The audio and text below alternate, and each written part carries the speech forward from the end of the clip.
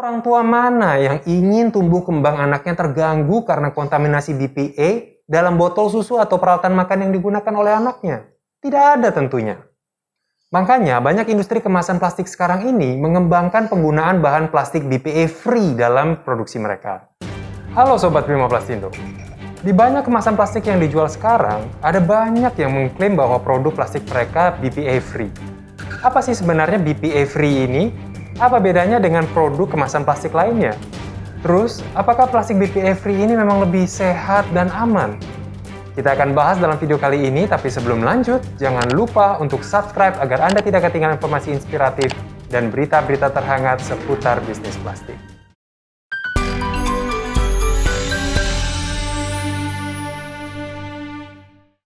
Kalau kita coba search botol minum atau termos plastik di Tokopedia, kita akan temui banyak produk yang mengklaim bahwa produknya BPA free dan lebih sehat daripada bahan plastik biasa. Tidak hanya botol minum sebenarnya, ada banyak produk lain yang mengklaim dirinya BPA free dan kebanyakan adalah produk-produk yang berhubungan dengan makanan, minuman, seperti kotak makan, peralatan makan, sampai juga ke peralatan masak juga. Apa sebenarnya BPA ini? Dan kenapa kelihatannya ini berbahaya? BPA ini aslinya adalah kepanjangan dari bisphenol A, yang adalah salah satu komponen yang umum ditemukan dalam produk-produk plastik polikarbonat dan juga resin epoksi. Dan adalah salah satu komponen utama yang membuat permukaan plastik jadi mengkilat dan keras pada banyak produk plastik. Jadi singkatnya, BPA ini adalah bahan yang membuat tampilan produk plastik jadi mengkilat dan cantik. Tapi di saat yang bersamaan, juga membuat banyak produk plastik jadi berbahaya. Bahaya apa?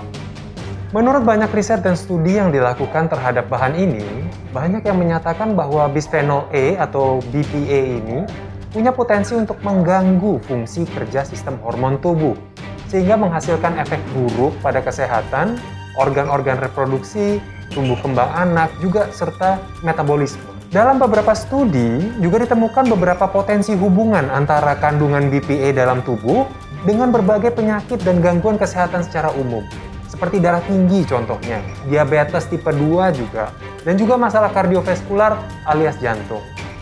Spesifik pada pria, ada potensi gangguan pada organ reproduksi, prostat, serta kanker testis. Sedangkan pada perempuan berpotensi mengganggu kesuburan serta meningkatkan resiko kanker payudara. Anak-anak pun tidak lepas dari bahaya kontaminasi BPA ini, karena bisa berpotensi mempengaruhi tumbuh kembang dan juga masalah tingkah laku akibat dari ketidakseimbangan hormon yang terjadi.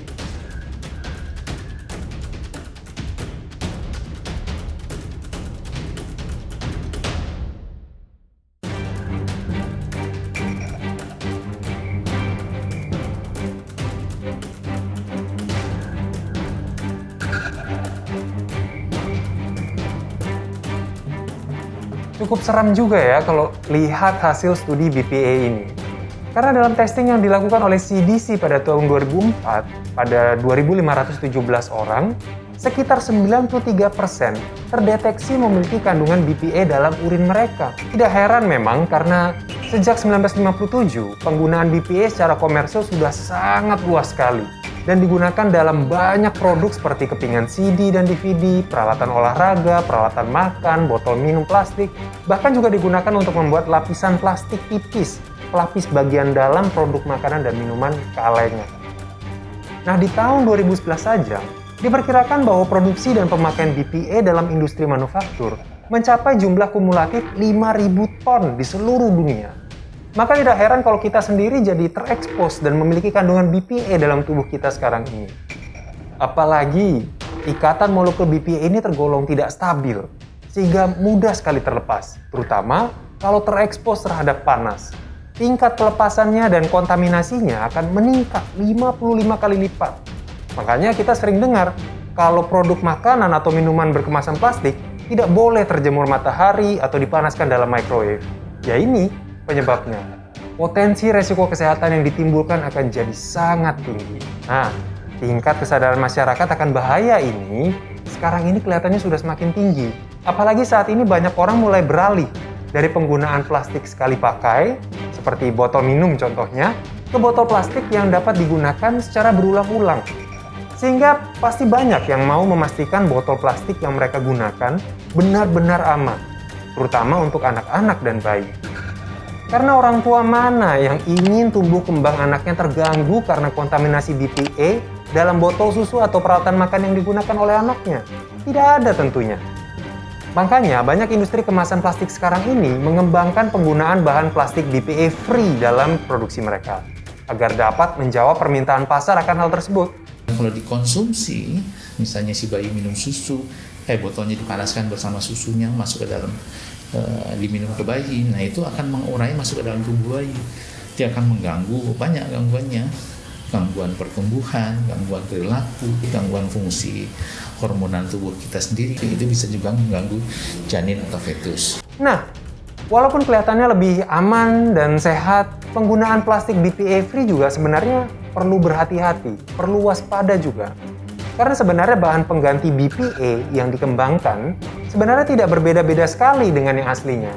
Bisa kelihatan dari nama bahannya, BPS, BPF, BPAF, BPZ, BPP, BHPF, dan masih banyak lagi. Kan kita bisa lihat dari awalan namanya ada BP-nya. Jadi sebenarnya masih berhubungan dengan bisphenol di BPA. Jadi untuk amannya, untuk jaga-jaga, ada beberapa hal yang bisa kita lakukan. Pertama, sebisa mungkin gunakan bahan kemasan yang berbahan gelas atau kaca, bahan yang lebih netral dan tidak reaktif. Kedua, saat membeli kemasan plastik, pilih kemasan yang berbahan polipropilin atau PP, atau bisa juga polietilin atau PE, yang biasanya lebih lentur dan tidak semengkilat plastik polikarbonat ber-PPA. Perhatikan kode plastik yang biasanya tercantum di bagian bawah kemasan. Kodenya biasanya berbentuk segitiga panah dengan huruf atau angka di tengahnya. Plastik PP biasanya angka kodenya adalah 5 dan plastik PE berkode 2. Sedangkan plastik polikarbonat biasanya masuk dalam kode nomor 7. Jadi perlu benar-benar memperhatikan kode ini di bagian bawah kemasan plastiknya supaya kita tidak salah pilih. 3. Gunakan wadah berbahan keramik atau gelas pada saat memanaskan makanan di microwave. Dan hindari paparan panas pada umumnya untuk menekan tingkat pelepasan senyawa berbahaya dalam plastik. Kemudian juga yang keempat, jangan gunakan sabut atau spons kasar untuk mencuci kemasan plastik, karena itu akan menggores permukaannya sehingga dapat meningkatkan potensi kontak dan juga potensi kontaminasi terhadap plastiknya. Dan juga buang serta singkirkan kemasan plastik yang sudah banyak tergores, banyak retak-retaknya, dan juga udah rusak. Kita perlu ganti secara berkala kemasan-kemasan plastik yang kita miliki. Apalagi kalau sudah lebih dari 6 bulan ya, atau sudah mulai mengeluarkan bau yang tidak enak dan juga sudah mulai berubah warna. Karena bau dan perubahan warna tersebut, itu menunjukkan bahwa ikatan molekul plastiknya sudah mulai rusak dan tidak sempurna lagi. Sehingga bisa jadi mengkontaminasi bahan apapun yang terdapat di dalam kemasan tersebut. Kemudian kita juga perlu rajin mencuci kemasan plastik paling tidak sehari sekali. Terutama untuk botol minuman plastik ya. Soalnya seringkali karena hanya diisi air putih, banyak orang berpikir ya aman lah, kan air putih tidak ada kandungan apa-apa. Tapi masalahnya kalau tidak dicuci secara rutin, bakteri dan jamur akan mudah sekali berkembang. Sehingga akhirnya walaupun bahan plastiknya tidak mengkontaminasi air di dalamnya, bakteri dan jamurnya yang justru mencemari dan membawa potensi bahaya kesehatan. Itu bisa mengakibatkan banyak hal, termasuk juga diare. Pastikan juga semua bagian kemasannya sudah kering setelah dicuci ya. Sudah kering dengan baik sebelum kembali digunakan. Untuk memastikan tidak ada bagian-bagian yang masih lembab atau masih ada airnya yang akan menjadi ladang subur berkembangnya bakteri.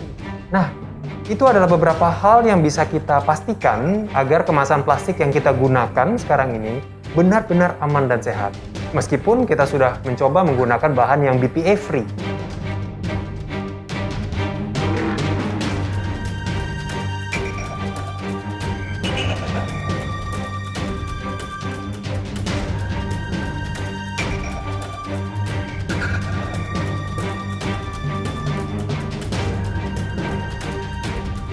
Bagaimana menurut Sobat Primoplastindu? Apakah Anda dan keluarga sudah menggunakan kemasan plastik yang berbahan BPA free di rumah? Atau apa Anda selama ini tidak terlalu tahu soal bahaya kesehatan ini?